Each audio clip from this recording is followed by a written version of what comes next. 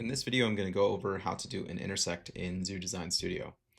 So out of all the boolean operations, we have union, which merges two things, subtract, which takes one geometry out of another geometry, and intersect finds all of the geometry that exists between two bodies, and it leaves that there and kind of like discards all the rest.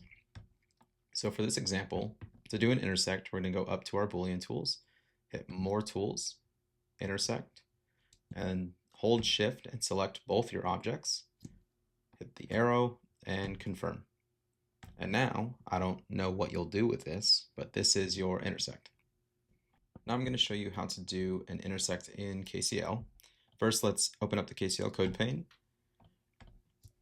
And to do an intersect, we want to take our two bodies and we just need to pass it into the intersect function. So this one is pretty similar. This is very similar to union, where we have our array of bodies. We have body 001, body 002.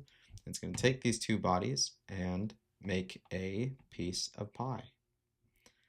And of course, we have a shorthand for this one. So the shorthand for this one being body 001, and then we use the and body 002, and that's going to create our piece of pie, our intersect.